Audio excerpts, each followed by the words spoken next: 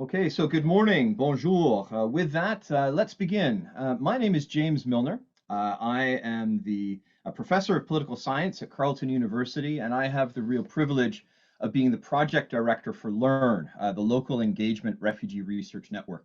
LERRN is a partnership between researchers, civil society partners, and refugee leaders in Canada and in other countries, where we're working to understand and enhance the role of civil society in the functioning of the refugee regime. Our work is especially focused on the needs and opportunities identified by our working groups in East Africa and the Middle East. And through our research, our training, our capacity building, and our policy engagement and activities and public dialogue, we're really trying to amplify the perspectives of those who work closest to and are most engaged with the phenomenon of forced displacement. 85% of the world's forcibly displaced remain within the global south. And so through this work, we're trying to ensure that the perspectives of those who work and experience displacement are more fully heard within global policy discussions and within research discussions.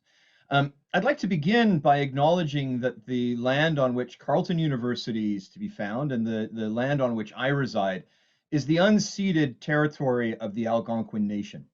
Now, I say that at the beginning of every webinar, not just out of a question of respect and protocol, but also out of a recognition that the issues that we discuss today on this webinar are not absent from the land on which I reside. I think it's particularly fitting with the focus of our discussion today on refugee-host community relations to recognize how these issues of relations, of exclusion, of marginalization, and of competing notions of membership within political and social communities are very much woven into the fabric of territories such as the unceded territories where many Canadians reside. And with that, let me say how delighted I am to welcome the 124 registered participants to this webinar on refugee host community relations during COVID-19 and beyond. This is the 5th webinar in the LERRN-IDRC series, and we have a really fabulous lineup of speakers to help us engage with this topic, first within the context of Lebanon, and then in a comparative perspective in looking at the context of Southern Africa. I am really pleased to be able to co-moderate this event with Roula El-Rifai from IDRC, who I'll be introducing you to in a moment. So we hope you enjoy the webinar. Wherever you're watching from, I hope you're safe and well. Thank you very much for taking the time and joining us for this conversation today. And with that, it's a real delight to turn things over to Roula El-Rifai. Roula's bio that was posted online doesn't do justice to who Roula is. Roula has been a champion within IDRC for many years in promoting conversations about the links between development and forced displacement issues. Roula is a senior program specialist with the Democratic and Inclusive Governance Division at IDRC. She has been a really leading actor in supporting civil society partners in the Arab world, advocating for reform with a focus on forced displacement and youth civic engagement. She's a real expert on issues of Palestinian refugees. She's been the co-editor of 3 volumes on the topic that I commend to you, and her academic qualifications really are having done 2 master's degrees. Most of us do 1. Roula has done 2. So an MA in International Relations from the University of Kent, and an MSc in Rural Planning and Development from the University of Guelph in Canada. We're really, really fortunate to have Roula co-moderating this event today and help guide us through this conversation. And so with that, Roula, over to you, please. Thank you so much, James. Thanks everyone for your participation. Thanks to the panelists for being here with us today. I'm really happy to co-moderate this session and really look forward to hearing an interesting and sadly very timely discussion. I will briefly introduce IDRC, the International Development Research Center, and connect our work on forced displacement with the theme of today's webinar. IDRC is a Crown corporation, and we are part of Canada's international development efforts. Our mandate is to support research partners in the Global South in identifying the challenges that they face, and developing knowledge and capacity to implement workable and sustainable solutions. We recently launched a 10-year strategy which brings into focus the issue of forced displacement as part of our work on promoting democratic and inclusive governance. I invite you to all look at the strategy on our website, www.idrc.ca. I'm really proud to announce that we just launched what I hope is a first phase of much longer engagement on forced displacement issue. We launched a few days ago a call for proposals to establish research chairs in local universities in the Middle East and East Africa on forced displacement. And I'm really thrilled that we are partnering with LERRN in this initiative and in this endeavor in the short term, but also in the long term. The research chairs are meant to provide a nexus between academia, community, and policy. They are meant to act as an institutional hub for what we are calling a local ecosystem of knowledge on forced displacement. In other words, the chairs will provide a platform to amplify local perspectives, especially the voices of refugees and host communities.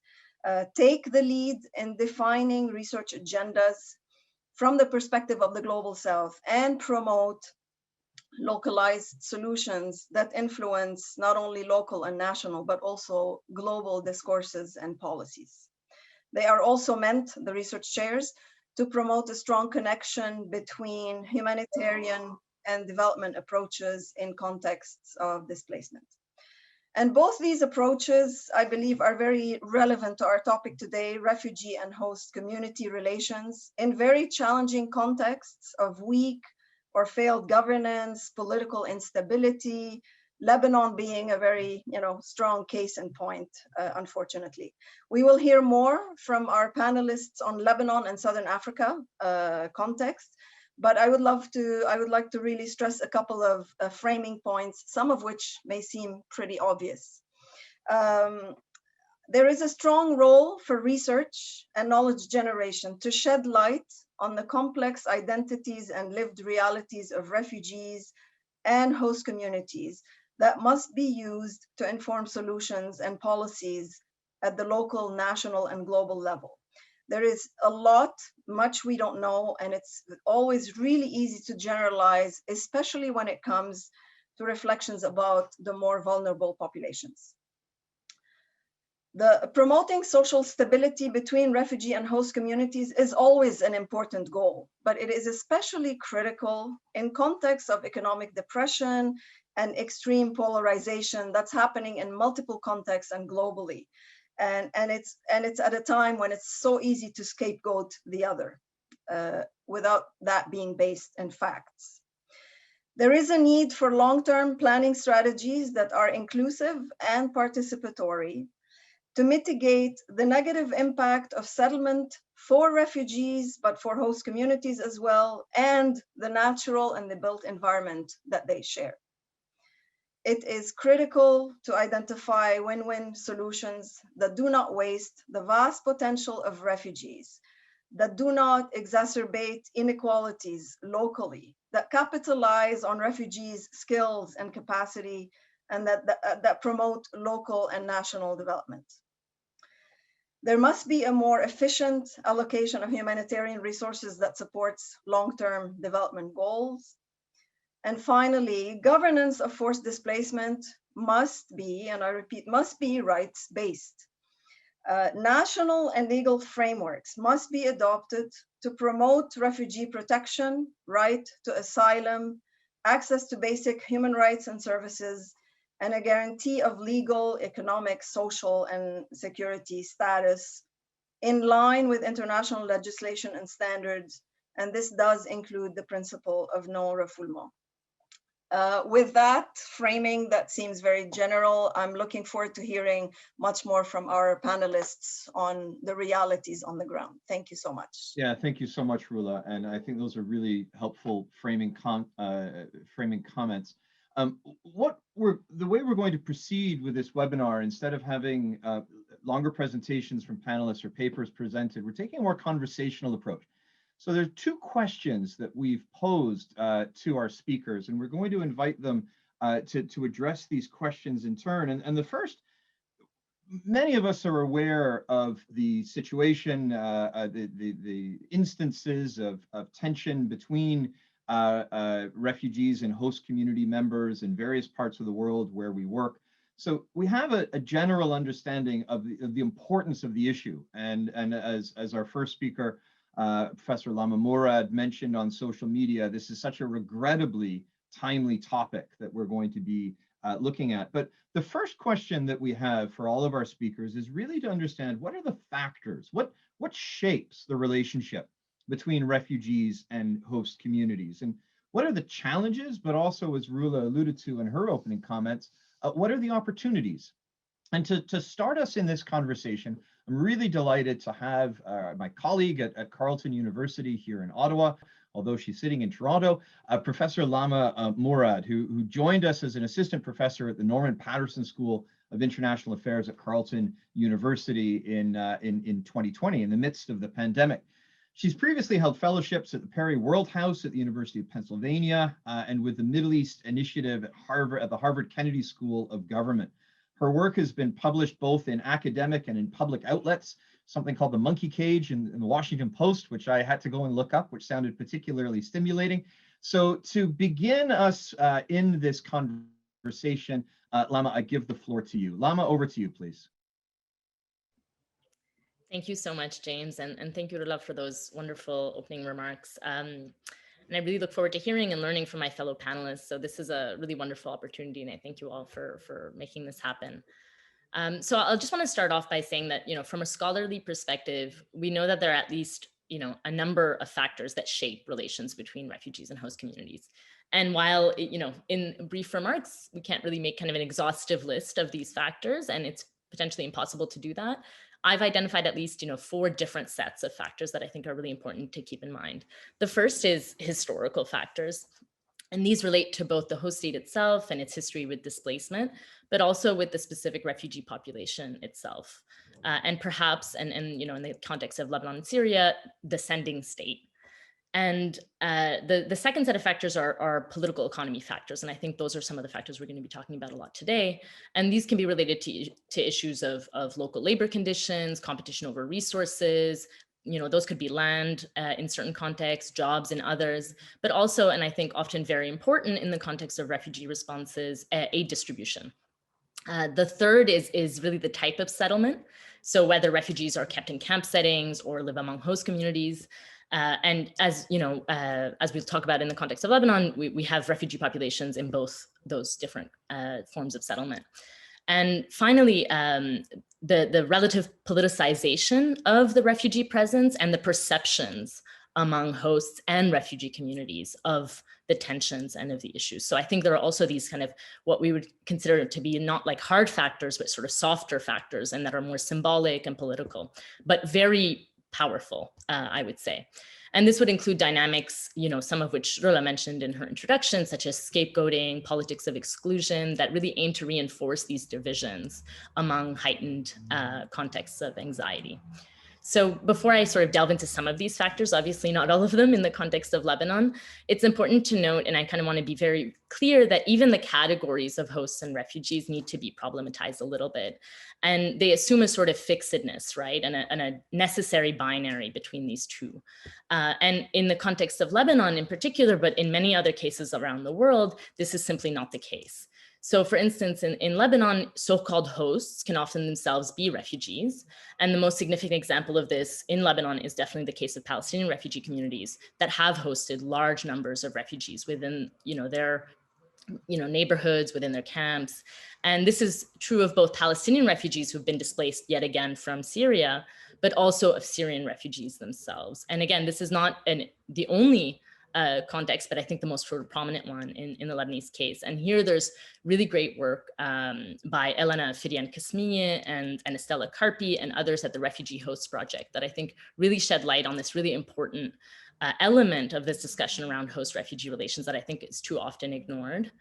And so kind of stepping back from that sort of big caveat in many ways, we're going to be focusing primarily on sort of Lebanese citizens in our discussion, but I think we need to kind of bear that in mind.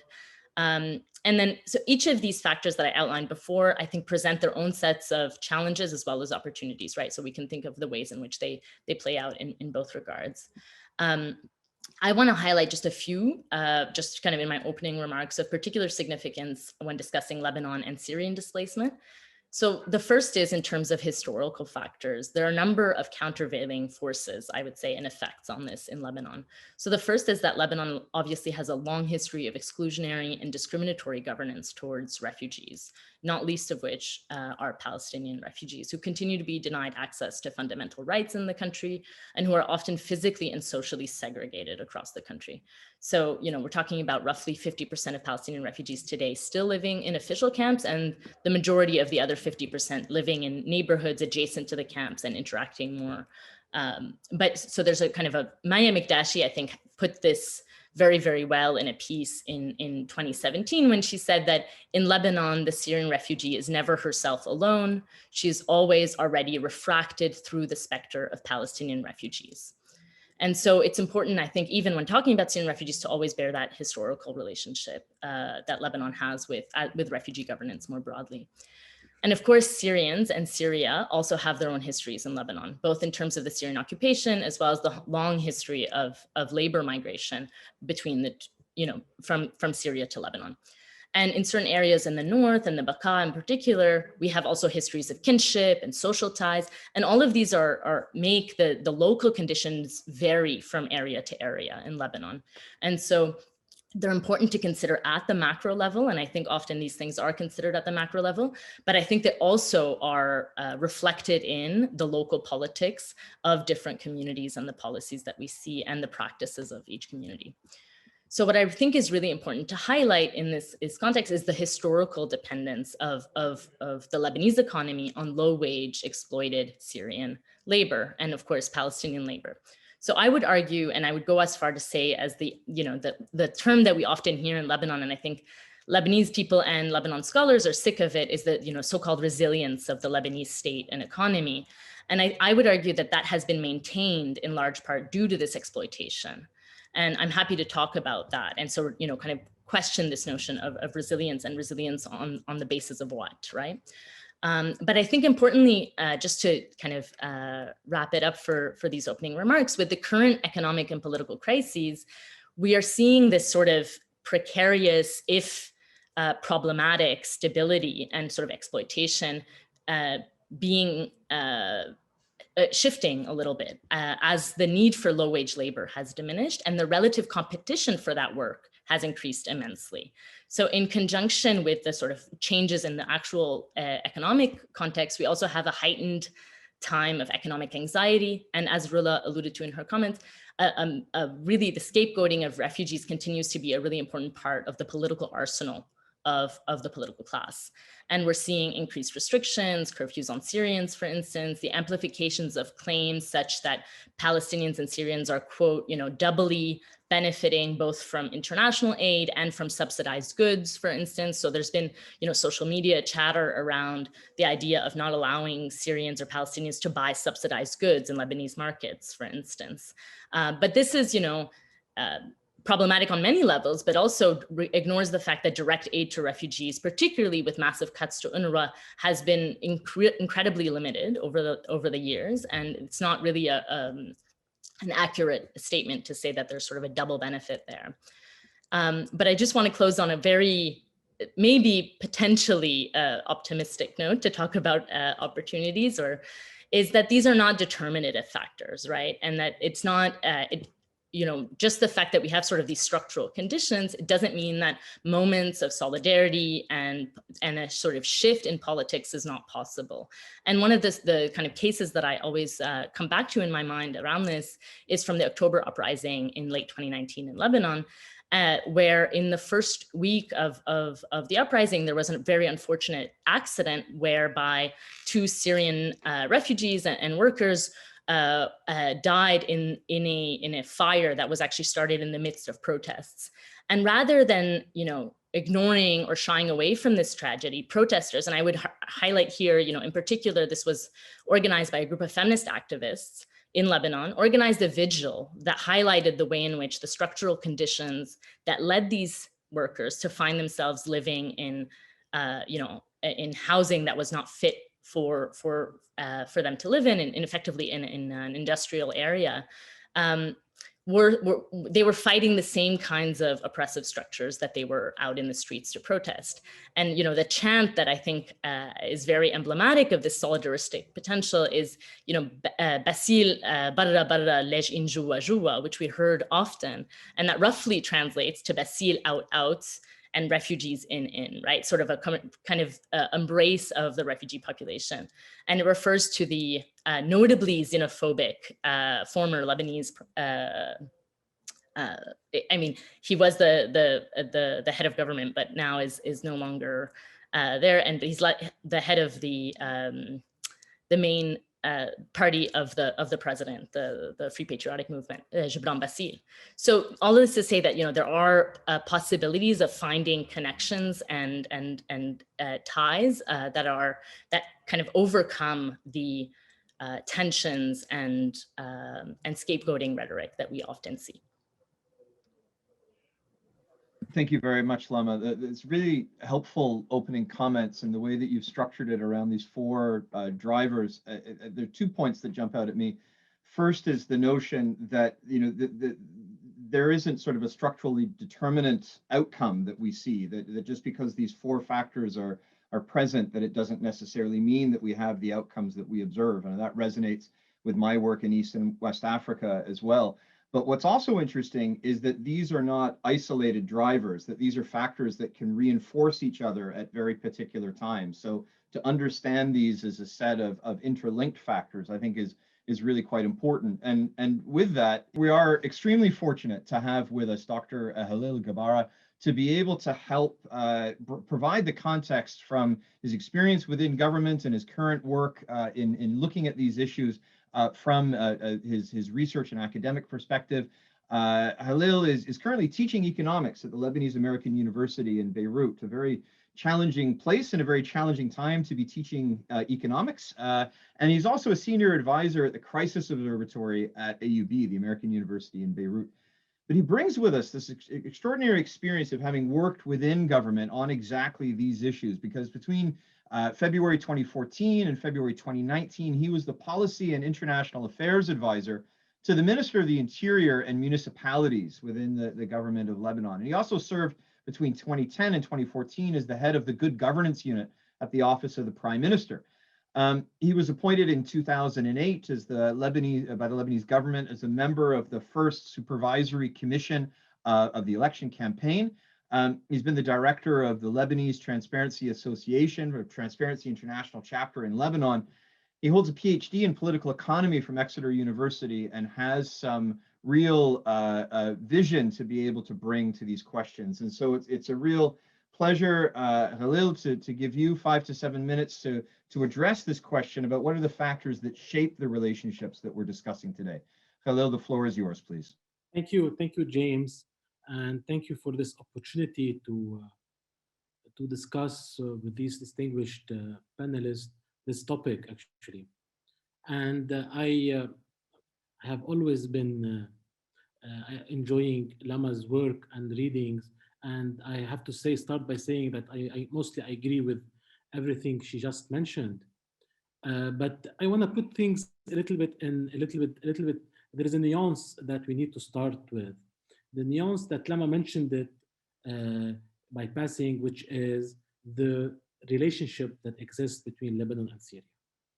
Today, we are talking about a refugee crisis of more than 10 years, a very chaotic refugee crisis with all lack of governance structures to handle this crisis. But at the same time, you feel that the situation on the ground in Beirut are not as severe as you might think. One of the reasons for that, which is, and I personally now I have a very negative sensitivity, as Lama mentioned, for the idea that we are resilient as Lebanese. Sometimes I wish that we are not that resilient. Maybe change would have come easier than that. But the idea here is that historically, and this is something Lama mentioned, there were hundreds of thousands of Syrians workers residing in Lebanon. even the relationship or the structure of movement between Syria and Lebanon was never been cleared, because there have never been visas or borders control measures between Syria and Lebanon for different political reasons in the history of both countries, who both of them came out of the French mandate, and they shared institutions, including a central bank until the 50s. There were never been migration policies. Borders were closed or open because of political reasons, especially in Syria. It was witnessed in 20 years until 1970, a lot of coup d'etat. But other than that, borders were open. Syrians used to come back and forth to Lebanon. Given the financial constraints, restrictions in Syria, given their political economy system and the financial sector, Syrians deposited money inside Lebanese banks. So the relationship is very close. And there is this, in areas bordering Syria, there are a lot of family relationship and social relationship, especially in these two areas these two governorates that are Bekaa, and the north of Lebanon and the eastern part of Lebanon that was called the Bekaa Valley. So I start with that as a lesson learned from different refugee experience, is the type of relationship that exists in these countries. This is something very important that shape a lot of other factors related to the topic of refugees and refugees policies. That's a major point for me. The second point is the legacy, again, something Lama mentioned, but I will say it differently, the legacy of the civil war and the legacy of the Palestinian involvement in the Lebanese civil war. This is something that Lebanese, because they didn't have a proper reconciliation process, there is still a lot of resentment, there is still a lot of bad blood, there is a lot of paranoia when it comes to the discussion about refugees, given the legacy of the presence of refugees and Palestinian refugees in Lebanon, and the involvement of the PLO, the Palestinian Liberation Organizations, and different groups into the Lebanese civil war. This is, again, is affected a lot the Syrian refugees discussion inside Lebanon, especially in the discussion about formal camps, discussion about formal camps. This is part two. The parts, although, and here I want to open a parenthesis, although the Lebanese government handled better this Palestinian refugees crisis than the Syrian one, at least by establishing a special entity in the government, a directorate that was responsible to management of Palestinian refugees, unlike the Syrian that is now very chaotic without any kind of legal or institutional framework. So the legacy is very difficult, but at least in terms of, compare in terms of governance structure, maybe the balance tips more for the Palestinian refugee crisis. This is a second legacy. The third legacy is something we all, I think, agree on, is the structure and the type of the Lebanese political system, the sectarian religious divisions inside Lebanon, the different issues related to the political balance of power that exists between different sectarian groups, and the lack of national policies and national identities on a lot of files. So the Lebanese political system, the whole structures. So when we talk about that there are policies that are biased against Syrian refugees, remember that there are already policies biased against Lebanese, between Lebanese themselves. There are restrictions on Lebanese. Some Lebanese cannot buy properties in some areas because of sectarian natures. And of course, there is a lot of restrictions and push factors against Lebanese women, kind of in this example. So the Lebanese system is by itself include of a lot of factors against Lebanese themselves. So which makes it basically it's not that difficult to predict or expect same kind of policies against refugees or domestic workers that are also present in Lebanon. The last point important for us, and this is something also important, is how much the Lebanese are divided over the Syrian war and over Syria. Remember that because of the political history of Lebanon-Syrian relationship, the Lebanese are divided over Syria, given the relationship, and they were also divided over what was going on in Syria starting in March 2011. Some Lebanese looked at it as a revolution, others looked at it as a conspiracy. It was an opportunity for some. For others, they were believed that the Syrian regime and its allies will finish it in a few weeks. So the Lebanese were got divided between 2011, after 2011, about what's happening inside Syria. Especially there were some political groups that are represented in the parliament and represented in the government that were openly involved in the fighting inside Syria.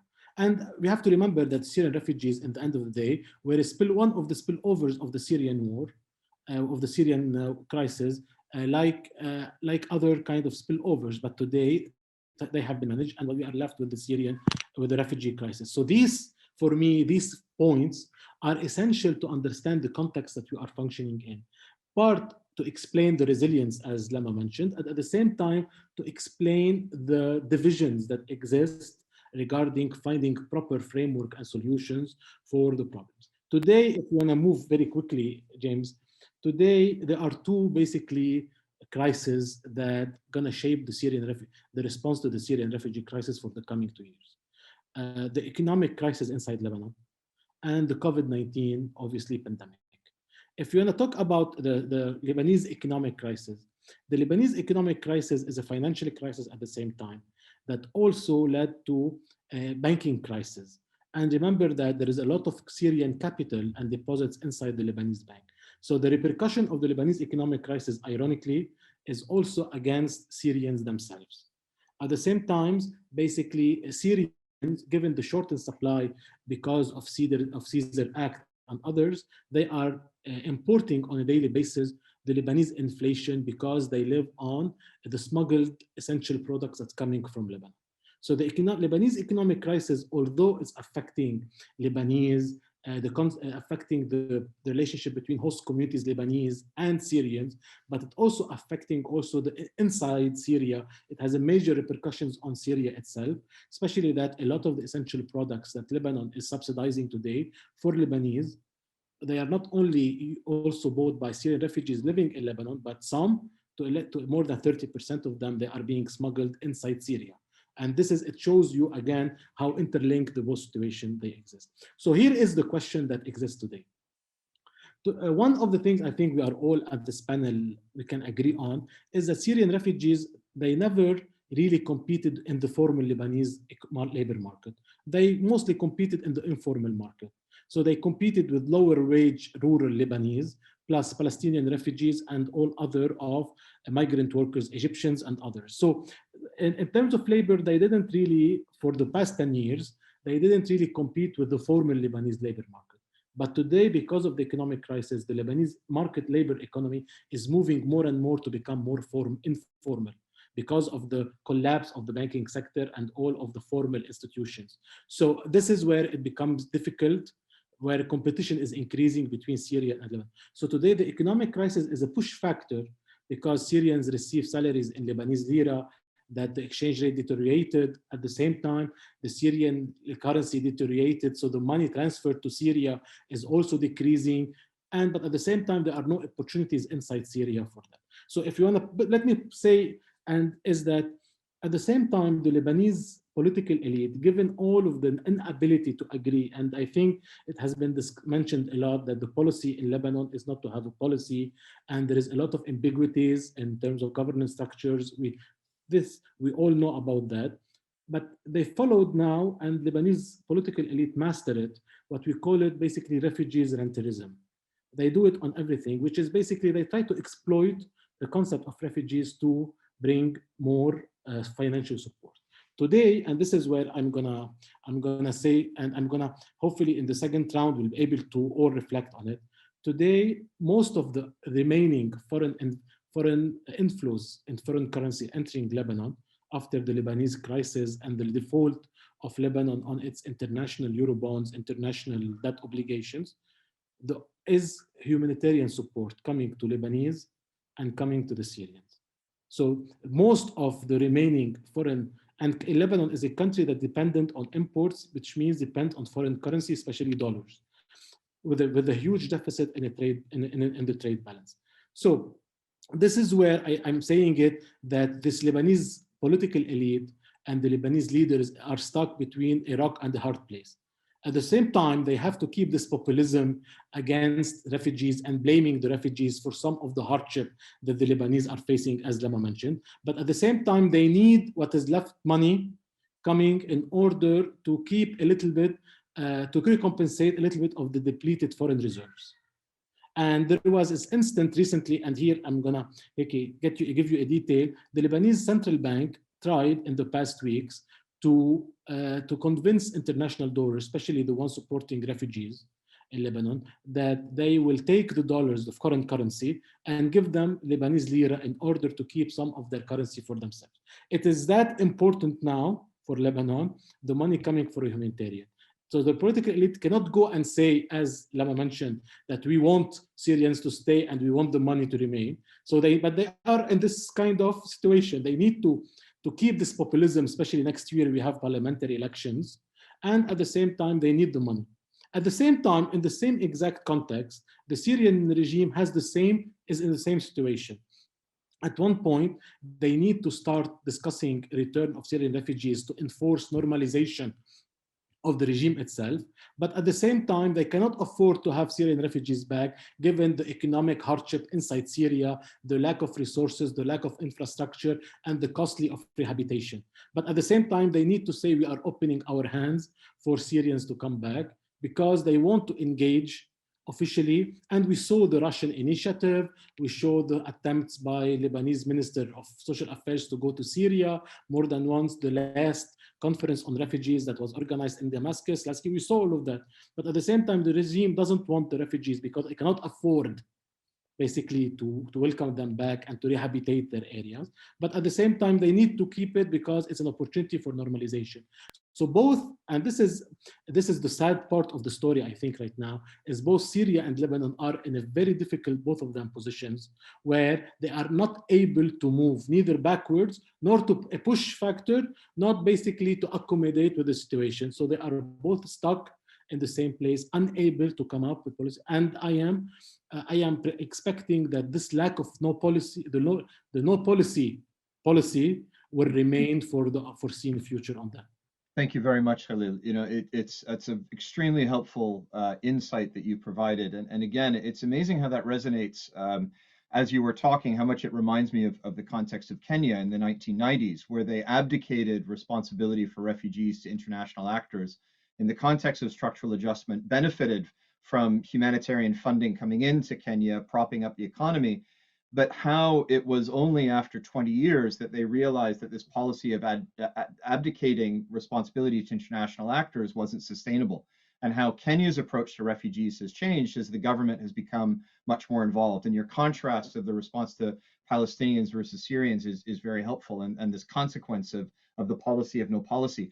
But it's also very interesting, and this is when to transition to the intervention from Georges, the notion of how the perception of refugees being a cost, being an opportunity or a benefit, the perception of hosting, the solidarity that Lama mentioned, how contested it is in various spaces within the Lebanese political community. And so it's with that, to be able to turn to Georges Haddad, and Georges, your perspective on this from the work that you do with the lead of the persons affected by the Syrian crisis working group, this network of 26 local Lebanese, Palestinian, and Syrian NGOs focusing on advocacy and protection issues. Having that perspective is a very important contribution to this conversation. And so let me introduce Georges Haddad, who is the program manager for Aleph, which is the Act for Human Rights. I'll put the full bio in the discussion box in just a moment. Act for Human Rights is a Lebanese local organization advocating and promoting human rights, focusing on the protection of vulnerable groups, the criminal justice sector and civic space.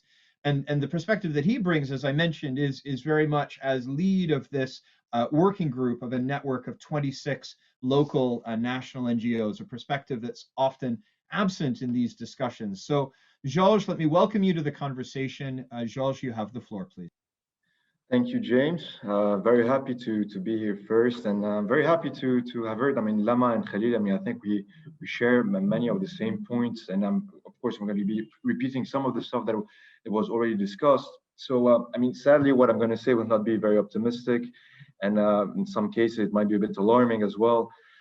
So as we said, there are several factors we need to take into consideration and what I try to do is regroup them into three categories, which are impacting at the grassroots level. So the role of the state, polarization, and the humanitarian mechanisms. So I think what Khalid said explains why we got to this situation. The policy in Lebanon is not to have a policy. As we know, I mean, Lebanon opened its borders at the start of the Syrian civil war. Yes, we let thousands of refugees enter the country, but sadly, there wasn't any official strategy to address or manage the crisis from the start. And this led to stigmatizing speech against refugees in general, which has never stopped, even 10 years after the start of the crisis. So I'm going to go back to a point that Lama discussed as well. Back during the Lebanese protests in 2019, there was a general impression that things were changing a bit. Protesters were calling for the rights of refugees to be respected, protection, access to basic needs, etc. And many in our sector, and when I say our sector, I'm talking about human rights organizations, humanitarian organizations, academia, and journalists, thought that the political narrative from the different political parties was not working anymore, and that the blame on refugees for Lebanon's problems belonged to the past. I mean, sadly, most were wrong. In fact, by just checking social media or what was happening in certain communities outside of Beirut, outside of the coast, in the peripheral areas, we could see that nothing was changing. There was still tensions, still a lot of violence, sometimes conflicts as well, but it was just disappearing because of the protests and the economic crisis. Protests, I mean, what happened then is that the political narrative stayed, and it was easy to see how dire the situation was in terms of social cohesion. And this is due to the fact that over the years, no concrete steps were taken by the Lebanese authorities and the different parties to promote social cohesion and stability. Instead, the different parties always relied on stigmatization and pressure to wash their hands and usually run away from accountability and their own responsibility they hold in the development of the crisis over the years at all levels.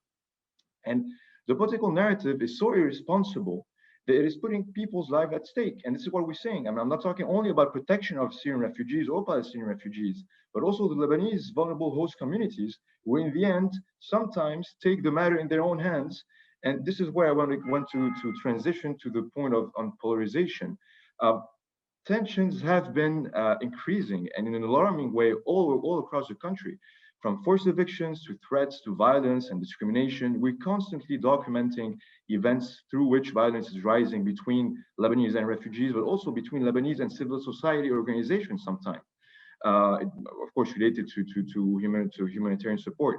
So, for example, in December 2020, several cases of collective punishment have been documented. For example, in North Lebanon, Lebanese host communities have evicted hundreds of Syrian families in the region of Sherri, for example, which is a Christian region, but also in Minya, which is a Sunni majority region. I'm mentioning the region's religious predominance to show that these events are not limited to a certain community, but concerns everyone in the country. As we were saying, this resentment sometimes against refugees, and it concerns every single community in Lebanon. And these events usually follow a fight, usually between two individuals, a murder or some sort of conflict, but culminate in the eviction of hundreds of vulnerable families, violence, and illegal procedures. The real problem here is the reaction of the Lebanese authorities at the local and national level. Which is far from respecting human rights standards, of course, protection obligations, and judicial proceedings and safeguardings. I mean, instead of ensuring, for example, protection to both Lebanese and Syrians, the local authorities in certain regions will fuel the tensions by asking, for example, the Lebanese security forces, in these cases, the Lebanese army, to illegally, for example, search Syrian houses.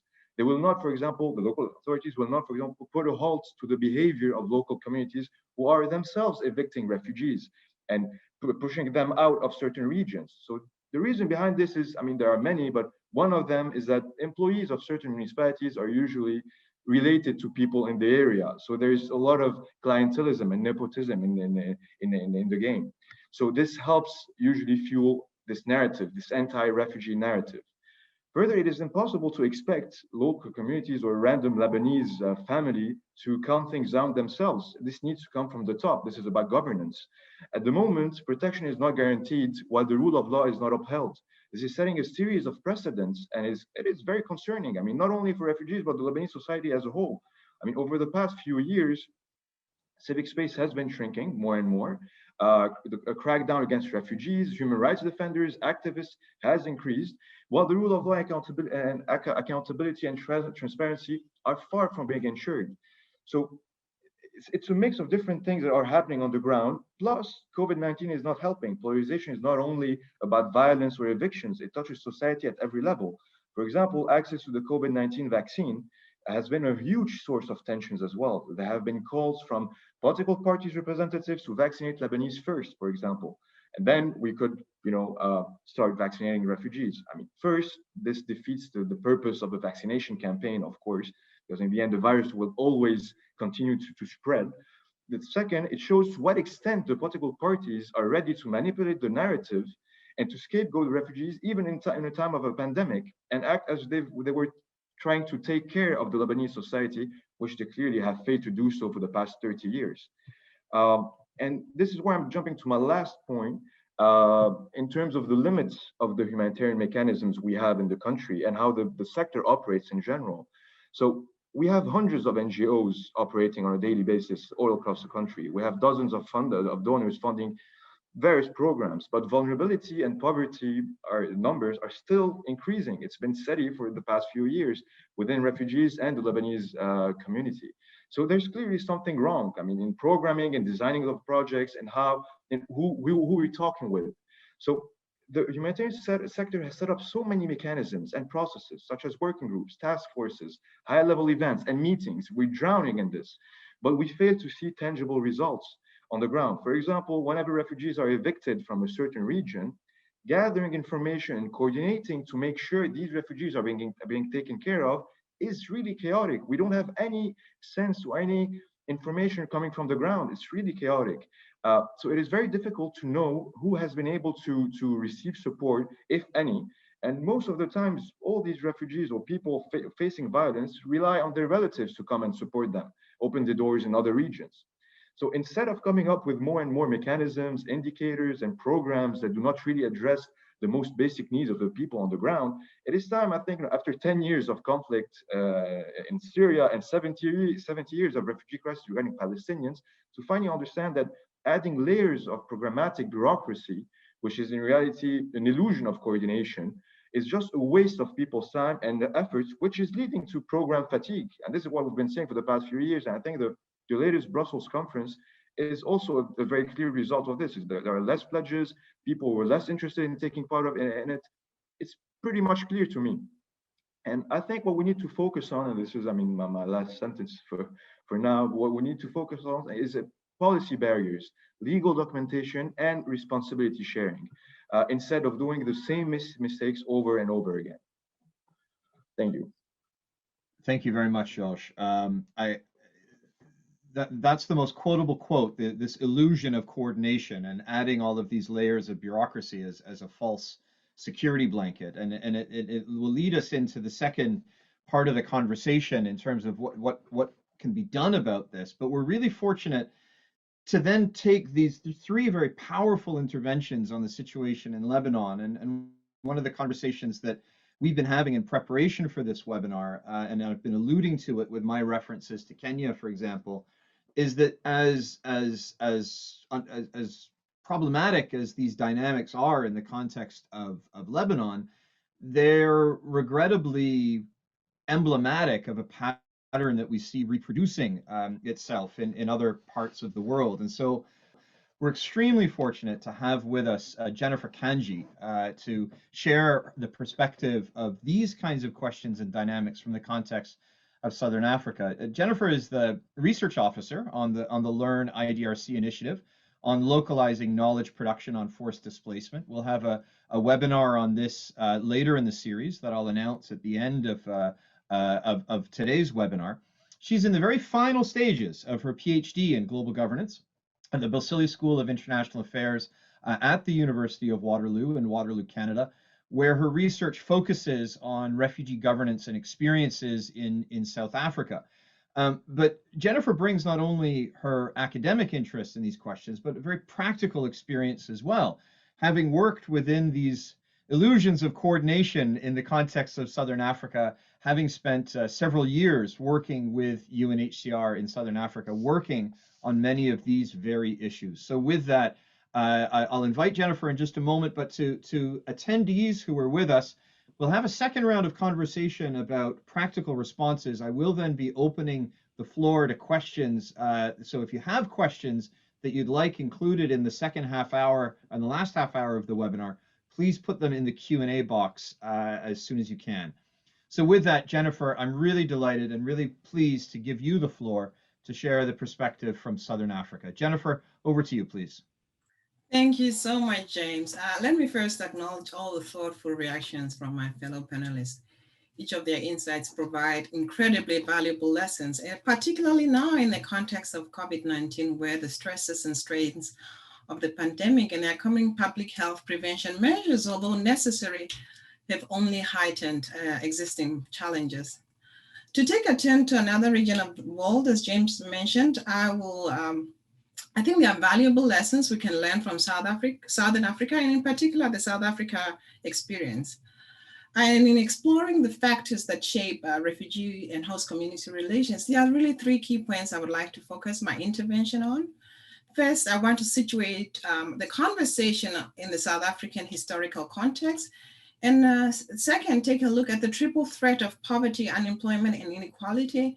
And finally, come back and discuss how this normalization of othering shaped refugee and host community relations. To provide some context, South Africa has a long history of hosting refugees from many parts of the African continent and beyond. In part, the significant movement of asylum seekers to the countries because it has some of the most liberal policies on the continent. Refugees and asylum seekers have the right to access healthcare, education, and the right to work. And depending on individual circumstances, refugees can receive social support in the form of social grants. And also one of the other upside of seeking asylum in South Africa is that the country does not have an incumbent policy like many parts of the continent, which means refugees can reside in any location of their choosing. However, this ability to live in urban centers also brings refugees in direct conflict with host communities. But I think that to understand the factors that shape these relations in this context, one must be cognizant of South Africa's history of race relations. Before the introduction of democracy in 1994, the National Party policy of apartheid accorded resources and opportunities to different population groups based on the color of their skin. Black, colored, and Indian people were relegated to the margins of society to various degrees, both in spatial and economic terms. And whenever those ostracized population, especially the Black population, stood up to claim their rights as members of a free society, their efforts were met with brutal force. So as such, South Africa is therefore has a historical trauma of violence that was also not fully dealt with in the post-independence era. Further, the state, in its effort to redress economic and political factors, has not really adequately dealt with this history. So what we see in contemporary times is this confluence of an inherited culture of violence and the triple threat of poverty, inequality, and unemployment, all the other factors fellow panelists have mentioned that seem to happen within the context of the Middle East. So you see these factors converging with population pressures due to migration, globalization, the forces of globalization, and the politics of nationalism. All these factors shape everyday realities for refugees and host communities. Unfortunately, in trying to deal with the historical and contemporary complexities and challenges, the state has also been preoccupied with nation-building initiatives that create an unwanted other who is not included in the notion of the nation, or certainly not embraced by the nation. As a consequence, we see that in addition to the various legal and bureaucratic processes that aim to restrict the presence of refugees in public spaces, discursive constructions of otherness through labels such as parasites, disease agents, illegal asylum seekers, job seekers, asylum abusers, Criminals, and infamous one in the context of South Africa, Makwerekwe, are pervasive. Makwerekwe is served to homogenize and subsume all African refugees and asylum seekers under this one foreign umbrella. I think that language and these other categories of otherness emerge and are instrumentalized to achieve four objectives: to identify and name, to discriminate and exclude, to scapegoat and blame. And consequently, the main aim, I think, is to expel and push out. While these effects have emotional, psychological, and economic outcomes for refugees and others, they serve as a precursor to physical violence. Words give violence the space to fester and the legitimacy for action. In other words, the violence starts with words, and if not addressed, manifests itself in various forms of physical confrontation. While these three factors shape refugee and host community relations in South Africa, there are important lessons here on how exclusionary rhetoric can act as a precursor to violence. Xenophobia, anti-immigrant, and anti-refugee sentiment, if left unaddressed, poses a risk of having a situation like the one in South Africa, where the possibility for violence is always imminent, and there has been significant outbreaks in many parts of the country of xenophobic violence. I think these are lessons that are important for many countries, especially now in the context of the Middle East and in Lebanon that the colleagues have spoken about. And these are lessons, I think, as policymakers, as academics, and on other stakeholders that need to take serious heed of. And taking a step back, James, in response to your question on opportunity, I think it is crucial to identify when and how to act. I suggest there are two key moments that can galvanize change. First, stakeholders have to recognize that those moments when narrative have started to take a problematic turn towards othering, blaming, and stereotyping, and intervene before negative perceptions are ingrained and normalized. Second, even where there are spaces of social tension, there are also moments and spaces where spontaneous alliances and as Lama mentioned, solidarity have formed between host communities and refugees. So that we need to take advantage of these opportunities of cohesion and build upon them and amplify this connection, so that with time, there will be rippling effects in further parts of society. I'll end here for now. Thank you, James. Thank you, Jennifer. I mean, it's really helpful, and especially this last point about, you know, moments of spontaneous alliances. I mean, it's something that we discussed in the preparation, how this context, you know, the tremendous crisis of COVID-19 and economic collapse, not only in Lebanon, but in so many places, that those, even here in Canada, you know, the alliances that we see setting up from those who are frontline workers, who have status as asylum seekers, as refugees, and those who are on the margins of society, you know, in even pre-pandemic, that the scale and the structures of the crisis create these moments where there's greater solidarity in terms of exclusion, exploitation. Georges, your point that the virus doesn't discriminate on legal status.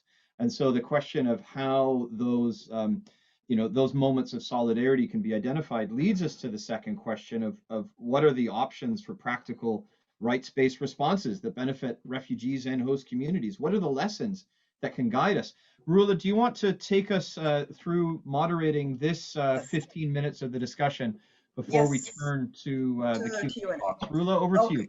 Thank you so much. This was really rich. It laid down an interesting kind of background and the context in which these host and refugee community relations are operating. But as James said, I think we could now try to move the conversation to the opportunities, to the moments, to the entry points where we can actually think about more practical responses that can benefit both host and refugee communities.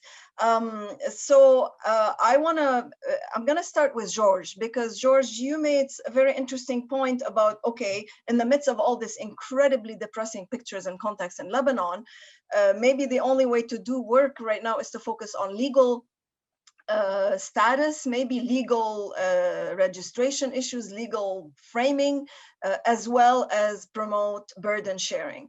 I want to invite you to elaborate more and talk about how you go about doing that. I mean, the context is none of you are sitting and doing nothing about what's going on in the context in which you are living. So it's not about, it's about learning from your experience, learning from the networking that you are and the alliances that you are creating, and trying to identify, not in a Pollyanna way, but trying to identify, as Jennifer said, these fascinating entry points, moments in the development of historical development in Lebanon. Are the elections an interesting timeline? Is the vaccination rollout in Lebanon a good time to start thinking about vaccinating refugees as well? I mean, are there moments, entry points, opportunities that you should all seize as civil society and activists and scholars trying to promote this kind of more social cohesion and then long-term thinking?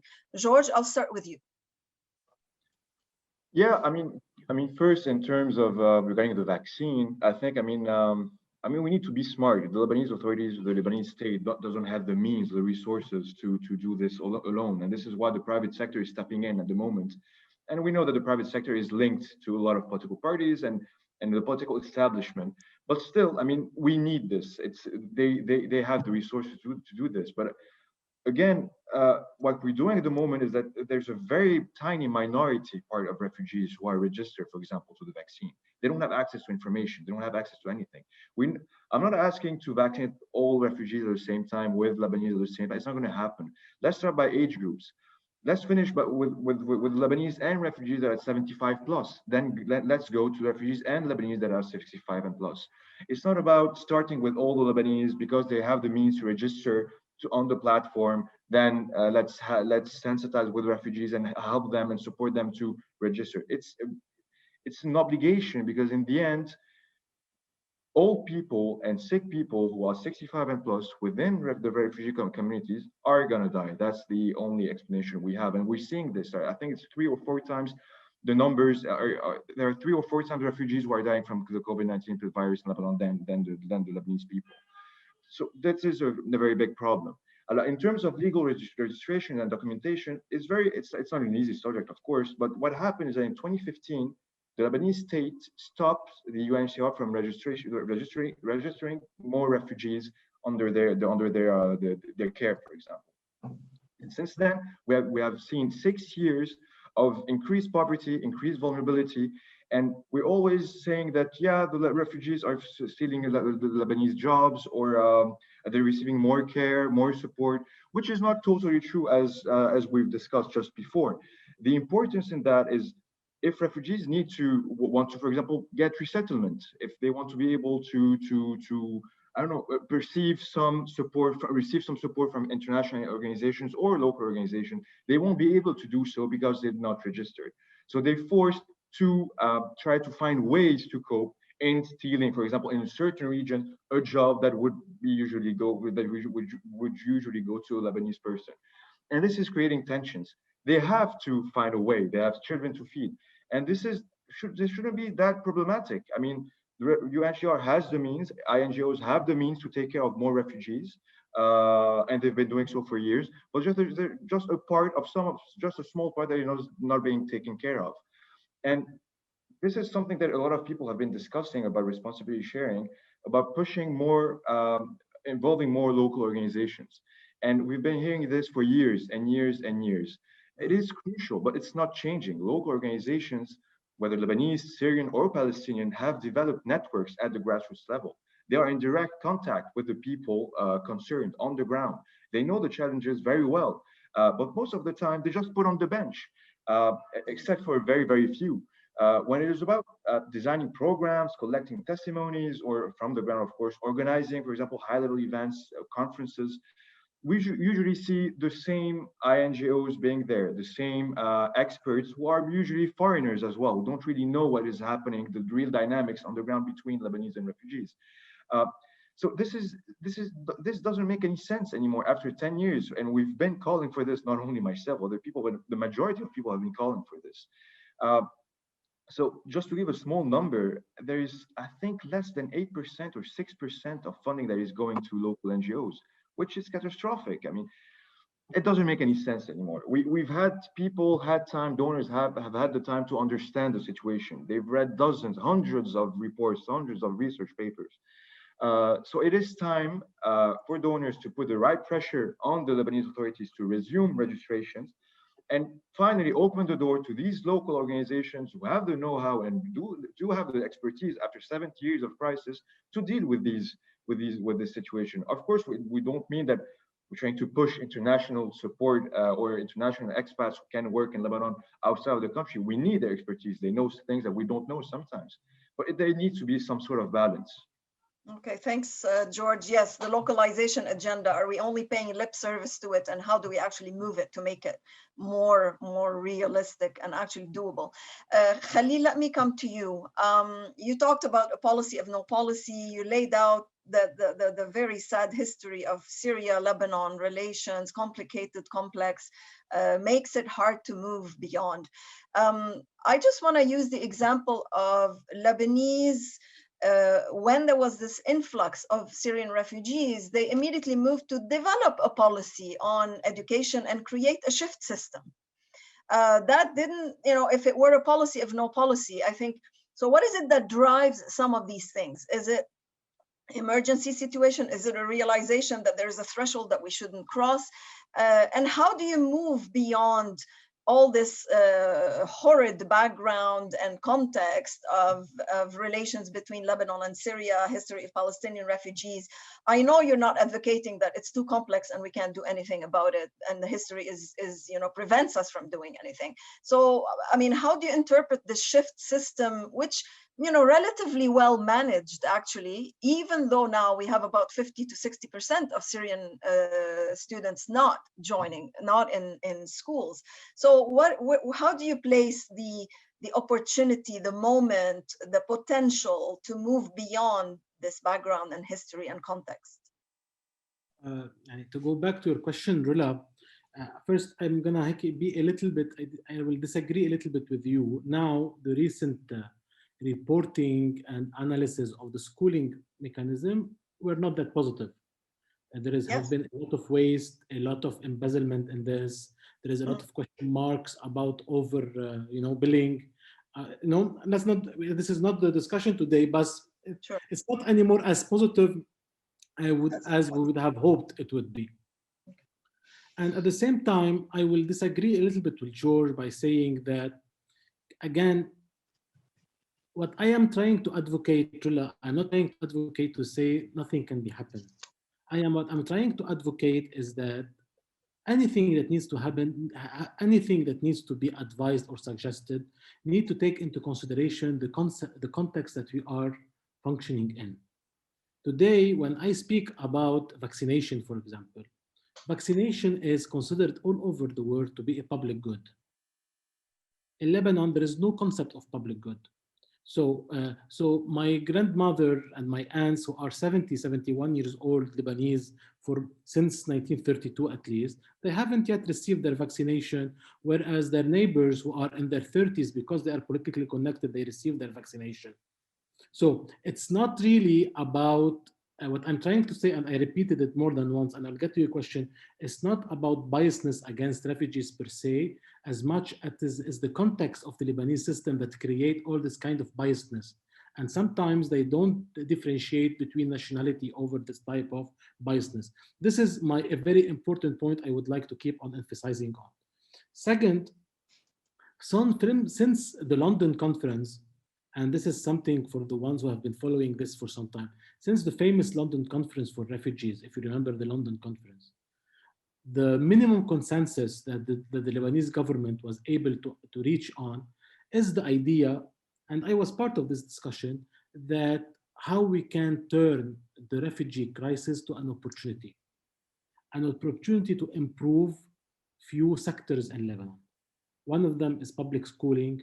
Second is public hospitalization, public hospitals. Third is support to municipalities. Today, and this is when I finished my first intervention, the important element and the significant part of the foreign funding that's coming to support the host communities, the support to the Syrian refugee crisis, sorry. As long as the Lebanese, especially who are having all this hardship with all this, this deficit, crisis of deficit, the inability of the state to pay its dues, to pay for public hospitals, to pay for schooling, to pay for basically municipalities, the revenues for municipalities.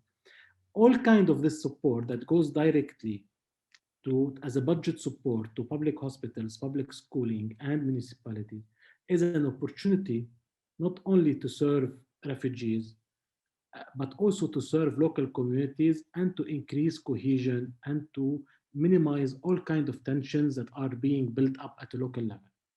This is something very important. The country is in a very serious meltdown. It's not a crisis, it's in a meltdown.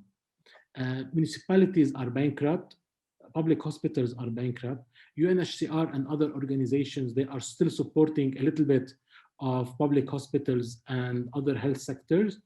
Hospitals are living on this kind of support. So the idea here today is keep on supporting Syrian. We need to change the narrative. The narrative today is keeping on money flowing to support Syrian refugees in Lebanon for humanitarian reasons will also keep Lebanon from total collapse, preserve social safety nets, preserve stability, and minimize tensions between Syrian and Lebanese. This is the narrative that I am trying to advocate for. And there is actually, it's an opportunity. This is why I said the current political elite is between a rock and hard place, because they need to keep on using this populism narrative. But at the same time, they know now more than ever how important is the support that's coming, the foreign funding that's coming for humanitarian purposes. If we're gonna go back to the old discussion of 2011 about let's talk about registration, or let's talk about accounting for refugees. Now, you know more than anyone that in Lebanon there is no census for Lebanese.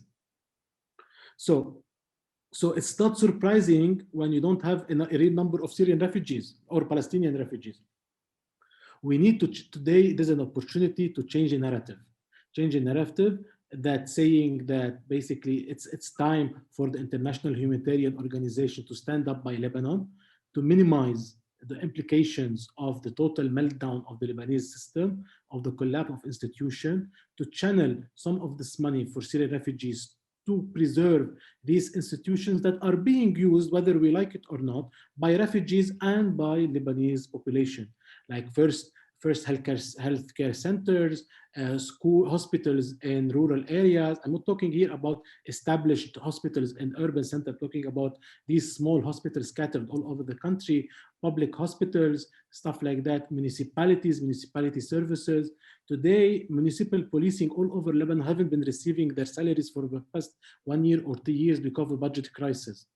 This is where we are. And this is where I personally, I don't want to be sounded that it's not, I'm not opportunistic, but I see it as an opportunity to preserve the stability of Lebanon and to minimize social tension, other than before started thinking about strategies after 11 years, about strategies, about counting for Syrians, or about anything else. Let's focus now about how to minimize the implications of the total Lebanese collapse on Lebanese and on Syrians and Palestinians and domestic workers.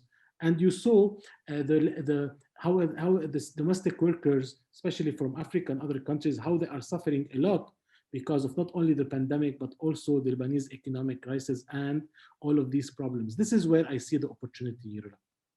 Okay, thank you so much, Khalil. Lama, I'm conscious of time. Lama, I'm gonna come to you and ask you about these opportunities and openings and how to change the narrative, how to promote burden sharing and prevent a collapse of the Lebanese state. As Khalil said, you can't work on refugee-host community relations without working with host governments and host communities.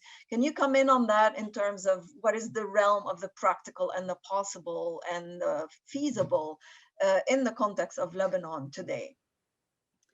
Absolutely, and thank you so much, Rula. And actually, I think my response would build really well on Khalil's comments, in the sense that I think I agree with Khalil and with George that I think one of the elements that has kind of led to some modicum of stability over the last decade in this context has been a sort of a sense of complementarity, or sort of the benefit that the Syrian refugee presence can have for Lebanese communities, and the sort of way in which the competition has not been as pronounced. And similarly, I agree with Khalil that, so taking this opportunity to think about how do you support Lebanese institutions that support both Lebanese and Syrians and Palestinians has a lot of potential. And in my work on municipalities in particular, I think, Khalil knows this even more deeply than I do from his experience with the ministry, that, we do have a history of direct support to municipalities coming from humanitarian aid and since the London conference in particular. And what I think is really important here is to think about, what kind of incentive structures are we providing for municipalities in providing those supports? And I agree with Khalid in particular on the danger of things like municipal police being, not having budgets for municipal police, because this also leads to the informalization of police forces, even more so than they are already among municipal police. So, instead of being able to have a semi-formalized police structure that can be subject to some sort of accountability structure, you get, day wages given to people who are willing to take whatever wages the municipality is able to give in an informal manner, basically policing the streets of these local communities and enforcing, things like curfews, whether they be formal and informal. And that has a very big impact, not only on local communities, but also on refugees. But I do think it's really important to think again about the incentive structure. So I think one of the major mistakes that was made in the past, and that we should really aim to avoid in the future, is to think about, whether the question of tensions in particular becomes so central to the way that we think about funding that we actually end up privileging areas where local governments are already ratcheting up the politics of exclusion. And, I've heard it from mayors myself that would say, international organizations came here and told us, things are okay in your area. Why would we give you any funds? And they would reply to me and said, if it's a non-stable situation that they want, we can make that happen too, right? So to think about how to build an incentive structure in those supports that is not actually, privileging those who ratchet up the politics of exclusion within their local communities. So that's the opportunity. Thank you so much, Lama. And finally, Jennifer, I think you talked very well, connecting to what Lama was saying, that the instrument, and Khalil, the instrumentalization of refugees, the negative discourse, the scapegoating, that's very easy for politicians to go back to. You spoke about the danger of not dealing with these tensions that linger beyond political solutions and governance in the context in which in Southern Africa, you spoke specifically about South Africa. Can you speak a little bit more about the danger of not dealing with some of those issues over the long term? And what is persistent in the context of South Africa that we can learn from, that we need to really take to contexts such as Lebanon and other places in the Middle East? And if I add, what is the role of community? We spoke obviously about the macro picture, the importance of the bigger narrative changing. Is there a role for smaller community initiatives, or is that too micro, too much of a micro approach in terms of reducing tensions? Do we build on the small success in terms of reducing tension and promoting social stability, or do we aim for the bigger picture, or do we do both at the same time? Jennifer, over to you. Thank you so much, Rola. I think there's a need, definitely there's always a need to do both. A bottom-up approach and a top-down approach is critical and important. But I think your question about the risk of the direction it could take is that when there's a swelling of antagonistic language among citizens, it evokes collective animosity, which then cements antipathy and hostility towards refugees and asylum seekers and other migrants. And therefore, it becomes really critical to address these concerns from their onset before they proliferate into catastrophic events of violence or conflict. And I think to do that, I think there is a role to be played by community members. And then again, I think I want to touch back on my earlier point about finding those moments where there is really spontaneous alliances and social cohesion and build on those moments. But I also think there are structural and very pertinent players that need to join the conversation and be mindful and reflexive of their role. First, I think the state and the media needs to be mindful of how they portray non-citizens. I mean, in ratcheting these kinds of rhetoric, it might be useful, but I think portraying asylum seekers as unwelcome, as violent, and exploitative sets precedents for viewing them through a prism of difference. And I also think other actors, such as international actors, such as the UNHCR, need to shape narratives around refugees. I'm reminded of a UNHCR official I interviewed as part of my doctoral research, who just said that organizations such as the UNHCR need to advocate for and disseminate information that will change negative attitudes. UNHCR have more media campaigns in schools, in public forums, in radio and television stations to educate our citizens of the plight of refugees. And I think my third and final proposal is while we recognize the role humanitarian actors play in addressing the precarity of refugees in various contexts, I think it's important to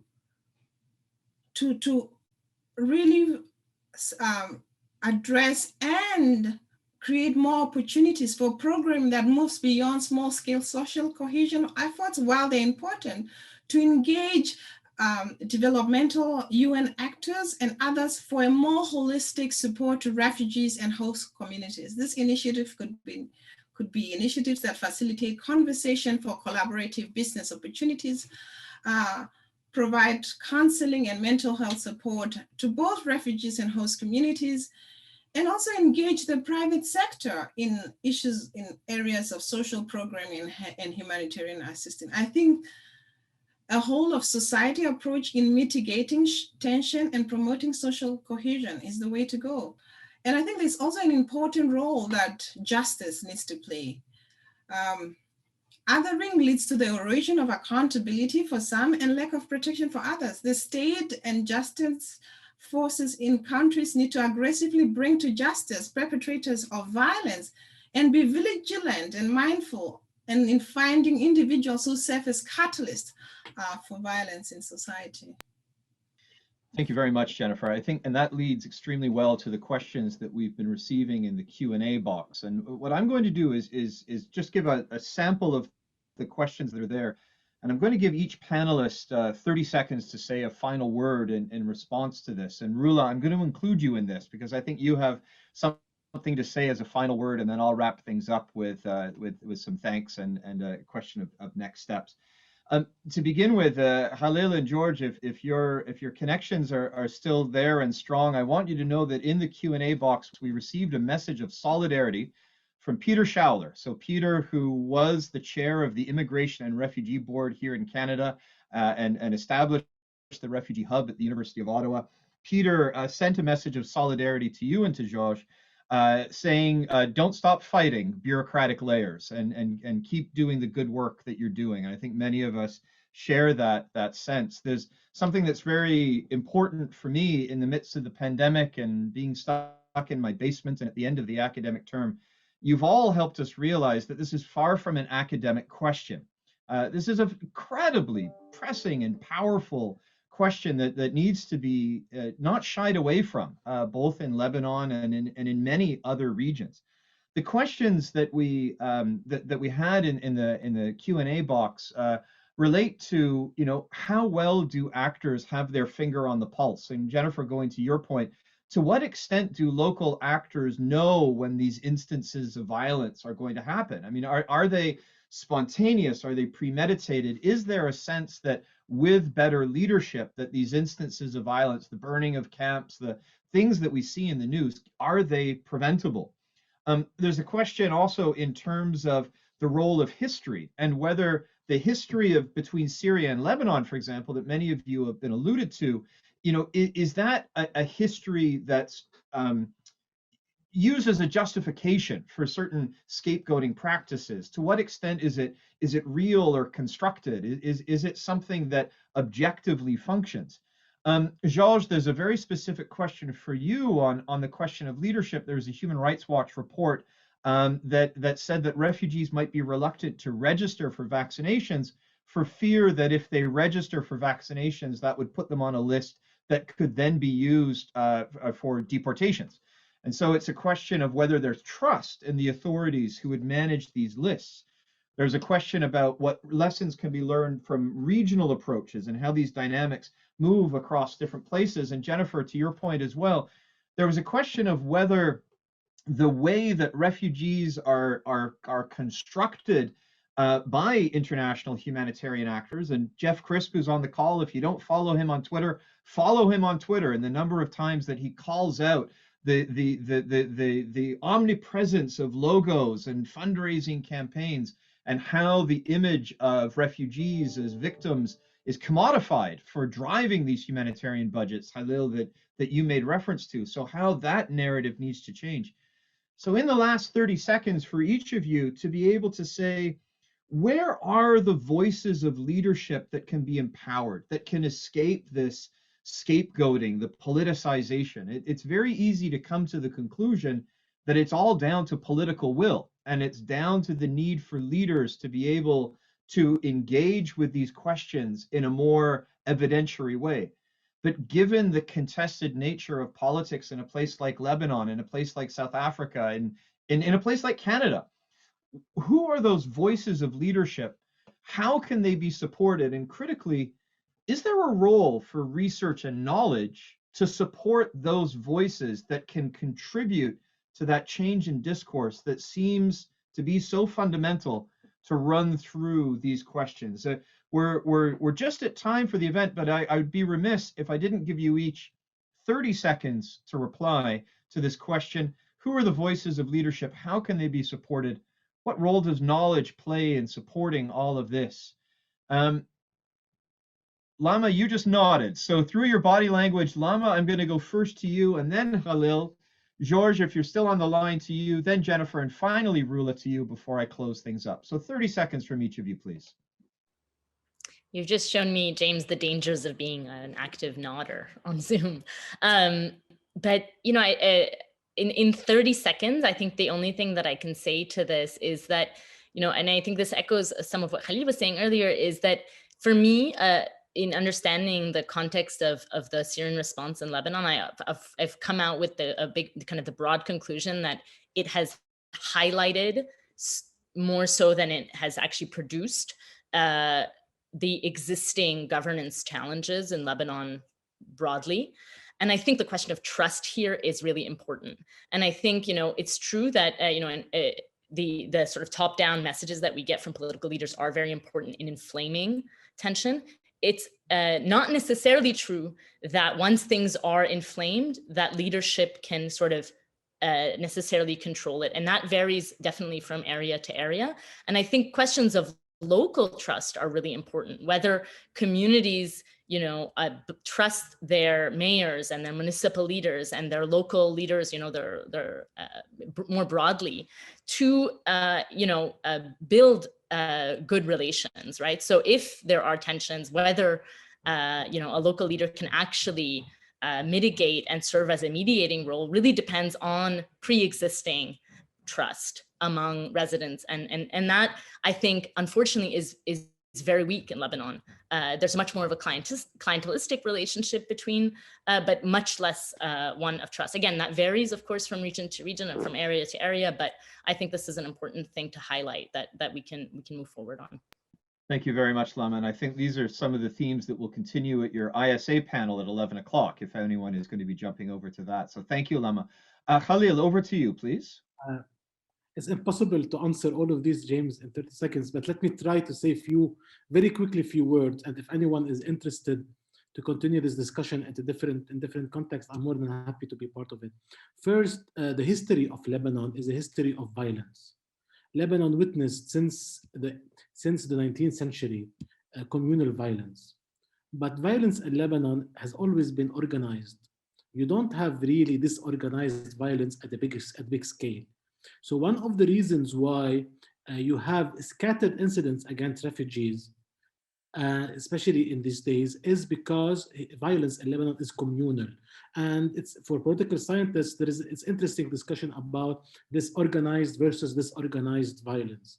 At the same time, what happened in many, like there was a question about that in other places, is how locals react to their problems. Of course, Syrian refugees to be the more underprivileged and the less politically connected in solving these problems outside the legal system. And again, this is something important to remember, that it's a sense of trust in the system, as Lama mentioned, is how many communities, whether Lebanese and non-Lebanese, are ready to settle their problems within the system or outside the system. And sometimes outside the system might risk a lot of retaliation. That's one. There's a question about Syria and Lebanon. And I am the one who mentioned and emphasized the relationship between Syria and Lebanon. You cannot either say it's a positive nor a negative. It's a very complicated. It's like it's putting a status on Facebook on Syria, Lebanon, you would say complicated. So they are not neither married nor divorced. It's complicated. My point is that it shows you how difficult it is to assess the history of Syria and Lebanon. But for sure, the relationship between Lebanese and Syrians is much better than the history between Syria and Lebanon as political regimes and political system. That's one. Syrians, when they came to Lebanon, they settled in the first place, they settled in area close to the borders. These areas have historically been underprivileged and deprived in Lebanon. Syrians and Lebanese were at a point of time partners in deprivation. So, and this is an important aspect, that Syrians and Lebanese are partners in deprivations, areas that are very underprivileged in Lebanon and Bekaa and Akkar with the highest rates of unemployment and poverty, also where Syrians reside. So there is an angle here of partnership, basically in deprivation and poverty between Lebanese and Syrians. Not all Syrians are residing in urban areas or areas considered to be middle to upper income level. And this is also something important. Does leadership matter? Today you are in the middle of economic crisis. So asking Lebanon about leadership is a very difficult question. Hopefully, right, because right now, what you need to, and this is something Lama worked on it a lot, is that initiatives and success at the micro levels. And you just keep on expanding these micro successes. Hopefully that the aggregate or the total of them have a positive impact on the society at large. And this is my suggestions.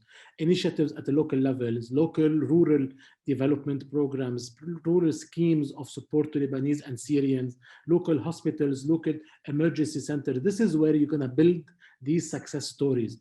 If you want to expect this conjuncture of Lebanese political present today, with all the crises and the lack of the culture of impunity, remember, Lebanon is a country with an explosion that today no one basically has been taken to court about what caused the greatest non-nuclear explosion, to an economic crisis that wiped out the Lebanese savings. Nothing has happened. You cannot expect today leadership. You expect today micro interventions at the different levels, whether in academia, whether with NGOs, whether in humanitarians, whether in local development and rural support, small co-ops between Syrians and Lebanese. This is where today there are opportunities, and their success stories might be. Hopefully, as I said, that the circle will increase, and you can have an impact at a greater or at a macro level on this. Thank you, James. Thank you, Hala. That's a very helpful and a hopeful intervention. I appreciate that. Georges, if your connection allows, I invite you to share your final words, please. Georges, are you there? Yeah, I'm still here. Just stopped my camera because of the connection. That's it. So the question of trust, I think, is crucial. And as we said, of course, the Syrian refugees or refugees in general don't trust the Lebanese authorities, but also the Lebanese society don't trust the Lebanese authorities anymore. So this needs to be addressed slowly. Again, we can't. It's always going to be small changes that we're talking about right now. And to go back to the Lebanese protest, the killun yani killun, and all of them are they're putting everyone in one basket is a bit wrong. Not everyone is corrupted. Of course, there's a majority of corrupted politicians, but not everyone. What I'm trying to say is that it's going to be a collective effort. Whether we want it or not, there's a state, there are political parties, there are security institutions, there are NGOs, there are people on the ground, there are local authorities. We have a multitude of actors, and this is also a chance we have in Lebanon. We're more or less open country in general in the region that is really boiling. So this is where we need to focus, trying to create these links between all these different actors and aim for these small changes. And regarding, of course, the trust between refugees and the Lebanese authorities regarding the vaccine, for example, I don't think they will be able to trust them. It's gonna be impossible to do that on the short term. It needs to be something maybe outside of the state, maybe something led by the UN, maybe by maybe the EU or other NGOs that have the capacities, like Médecins Sans Frontières, to lead efforts like that regarding healthcare. Yeah, thank you. Thank you so much, Josh. Jennifer, please. Thank you so much, James. I think in 30 seconds, what I can say is that while I agree with fellow panelists that small changes leads to rippling effect, I think there's also a need for structural changes. There's a need for great leadership. I think the crisis of both the pandemic and the economic consequences that have emerged demand courage, demand extreme courage, and that requires leaders who at every level in society, within the state, within international institutions, as well as in civil societies, who are willing and able to really take on the challenge at hand. Otherwise, we will be speaking in small terms, and while situations are deteriorating, for me, that's my biggest concern. In moments while we are looking for incremental changes, disaster is on the horizon, and we need to be bold and courageous and take on the questions at hand. Thank you, Jennifer. Rula, last word to you, please. Very quickly, thank you all for an incredibly rich discussion. I'll leave you with three key questions that I'm always dealing with. How do we understand what effective localized systems of knowledge are that can make a difference really on the forced displacement file? What are the variables? What are the elements? What is the composition? I think this is a question we really need to think about on a long-term basis. That connects to how do we ensure from a localized perspective that humanitarian interventions are more effective? How do we influence this global discourse? And finally, it's been said before, how do we connect the micro successes to a macro level picture without forgetting the importance of structural change? But we do need to build on something in the absence of a context that allows change. Thank you again for everyone. Thank you, LERRN, James, Jennifer, and everybody for this incredible and interesting webinar. Yeah, no, thank you, Rula. I feel very privileged to have been able to learn so much from everyone on this panel. I'm reminded of the words my dear friend and valued mentor, Gil Loescher, used to say that lasting change takes time, but that doesn't give you the luxury to sit around and wait. And I think this is really what we have heard, is that there are, even to hear, Khalil, from you and Josh, in the midst of what's happening in Lebanon, that there are these kernels of hope. It's spring here in Canada, here in Ottawa, where we see these little shoots starting to grow. And I think that out of this, Peter Schauler's message of solidarity is one that we should take forward, that we all have a role to play, not to be complacent, to demand action of all leaders, not just in Lebanon, but in Canada as well, in terms of that solidarity is meaningful. And the whole premise of the international refugee system is built on international cooperation, on solidarity. And so that we all need to be able to demand that action while contributing through the various ways that we can to contribute to that change that's so desperately needed. This was a very powerful webinar. My thanks to Rula and IDRC for co-moderating, to Jennifer, Richard, Nadia, everyone in the team for facilitating the technical aspects of this. But a profound thanks to Lama joining us in the midst, 15 minutes before your panel at ISA. Khalil and George, in the midst of the real everyday challenges of what you're living in the context of Lebanon, to take the time out to really enrich our understanding of this. I'm profoundly grateful. and Jennifer for your interventions, bringing that comparative perspective from South Africa, but all of the work that you do in bringing this to bear. My thanks to everyone. To all attendees, please remember you will receive a survey. I ask you to please take a moment to complete that so that we can make this experience better. I have posted in the chat box our upcoming webinars on the 6th of May, the 20th of May, and the 27th of May. Please follow us, LERRN on Twitter to get the latest details. They will be posted on our website, and you will receive a message when the recording of this incredible webinar is posted along with a report. I'm sure that many will be able to benefit from the wisdom that we've witnessed today. So my thanks to everyone, wherever you are. Stay well and stay safe. Thank you very much, everyone. Bye-bye. Thank you.